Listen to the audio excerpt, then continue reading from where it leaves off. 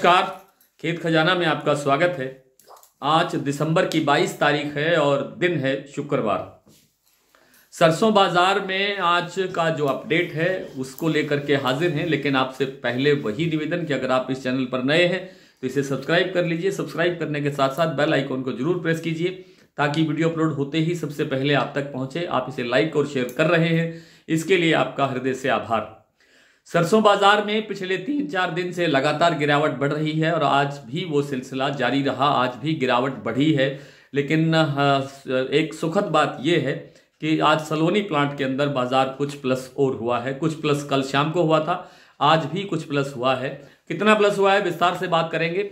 और दूसरा, आज भरतपुर मंडी के अंदर भी कुछ गिरावट बढ़ी है। कुछ जयपुर मंडी के अंदर भी 25 रुपए की गिरावट आई है। कुछ दूसरी मंडियों के अंदर भी 25 रुपए गिरावट आई है, लेकिन चरखी दादरी, दिल्ली और टोंक निवाई लाइन पर बाजार बिल्कुल स्टेबल है। आवक भी लगभग वही है, 3-3.25 लाख बोरी के आसपास आवक हो रही है। आवक भी अभी ज़्यादा नहीं घटी है, लेकिन लगता है कि अगर भाव इसी तरह से कमज़ोर बना रहा तो आवक और घट सकती है। लेकिन सरसों में अभी गिरावट रुकेगी, इसका अंदेशा कम है।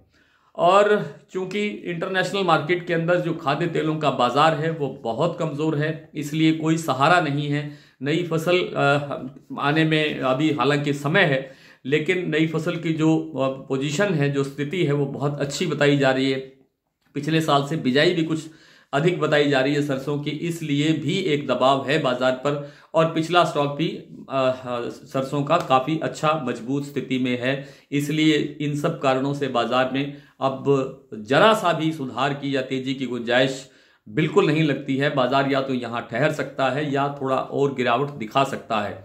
अगर कोई बाजार में किसी दिन प्लस होने का समय आएगा तो फिर 25-50 से ज़्यादा का नहीं लगता है, तो उसे आप तेजी नहीं कह सकते हैं। इसलिए बाजार में, सरसों के बाजार में अब तेजी की संभावना बिल्कुल समाप्त हो गई है। उसका एक बड़ा कारण और भी है, वो ये है कि सरकार ने आज से नहीं, वो तो पिछले कुछ साल से कंटिन्यू चल रहा था कि बिल्कुल ही न्यूनतम दरों पर जो खाद्य तेलों का आयात हमारे यहाँ हो रहा था, जिसकी अवधि इस मार्च 24 में 31 मार्च 24 को समाप्त होने वाली थी, लेकिन आज सरकार ने एक नोटिफिकेशन जारी कर दिया है। उसे 1 साल के लिए यानी मार्च 25 तक के लिए इसको बढ़ा दिया है।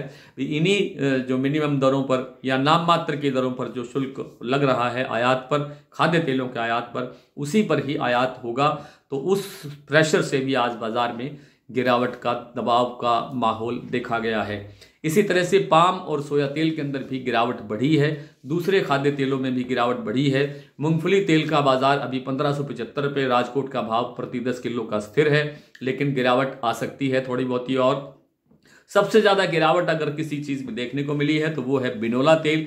बिनोला तेल में 2 रुपये किलो तक का बाजार कहीं कहीं कमज़ोर हुआ है, कहीं 1.5 रुपये किलो तक का बाजार कहीं कम हुआ है। उसके पीछे कारण यही है कि एक तो कॉटन की जो आवक है वो बढ़ रही है, दूसरा जो दूसरे खाने के तेल हैं उन सब के अंदर गिरावट है। तो उन दोनों चीज़ों का मिलाकर के एक प्रेशर बना है, इससे गिरावट बढ़ी है।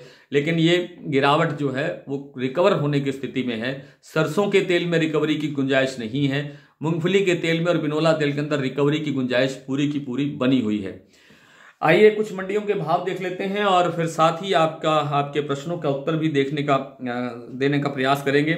आज भरतपुर मंडी 5315 रुपये पर खुला है, कल से 23 रुपये कमज़ोर है।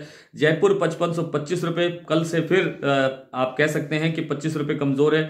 दिल्ली 5400 रुपये, चरखी दादरी 5350, बरवाला 5100, हिसार 5200, मुरैना 5100, ग्वालियर 5050, बीकानेर 5150, नागौर 5200, अलवर 5300, नड़बई 5313, खेरली मंडी 5315, सुमेरपुर 5300, गंगापुर 5320, खैरथल मंडी 5200, कोटा 5150, बीपी आगरा 5700, शारदा 5700, गोयल कोटा 5400। सलोनी का आज जो भाव है वो है, आज सलोनी ने सुबह जब बाजार खुला था तो 25 रुपये बाजार कमजोर किया था, लेकिन अब दोपहर के बाद में बाजार 50 रुपये प्लस हुआ है। कोटा का भाव हो गया है 5950, अलवर भी 5950 पर है, और दिग्नेर, शमशाबाद और आगरा का भाव है 6050 रुपये। आइए आपके कुछ प्रश्नों के उत्तर देख लेते हैं। कोशिश करते हैं कि आपके सारे प्रश्नों के उत्तर दिए जाएं। आज जो सबसे महत्वपूर्ण सवाल है वो सवाल यही है कि सरसों में अब आगे क्या लगता है, क्या सरसों में तेजी आएगी? ये सुरेंद्र कुमार जी हैं, कोई सज्जन पूछ रहे हैं। सरसों में तेजी, मैं बहुत बार कह चुका हूं कि सरसों में अब तेजी की कोई संभावना नहीं है। सरसों का भाव बर्बाद कर दिया सर, बर्बाद तो कर दिया जी, ये बात तो बिल्कुल सही है। और सरकार निरंतर खाद्य तेलों के आयात को सस्ते आयात पर खाद्य तेलों का आयात कर रही है, बढ़ा रही है।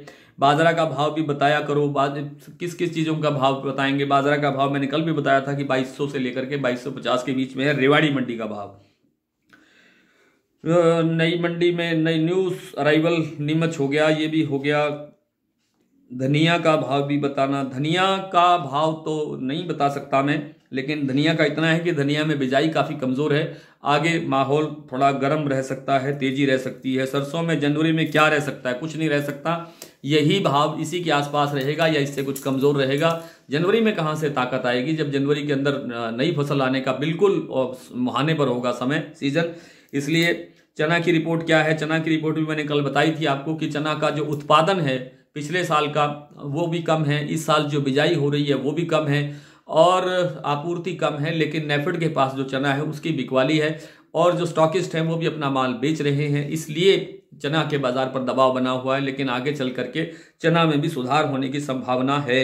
जयपुर 6000, जनवरी 24 में जयपुर 6000 के चांस हैं? नहीं है, बिल्कुल चांस नहीं है, इसकी संभावना मुझे तो बिल्कुल नहीं लगती है। खल बिनोला में आगे कैसा रहेगा? खल बिनोला के अंदर अभी स्टॉक करने का समय है, स्टॉक किया जा सकता है, आगे चल करके बाजार में सुधार की संभावना बन सकती है। सरसों में कितनी गिरावट होगी ये कहना बहुत कठिन काम है। सरसों में गिरावट कितनी होगी, क्योंकि सरसों का इस साल हमने, इस सीजन में हमने भरतपुर का भाव 4700 रुपये तक भी देखा है और अगर ये रफ्तार जारी रही नीचे गिरने की तो 5000 से नीचे जा करके वो पुराना लेवल भी सरसों देख सकती है। फिलहाल इतना ही आज, इतना ही। कल आपसे फिर मुलाकात होगी, तब तक के लिए नमस्कार।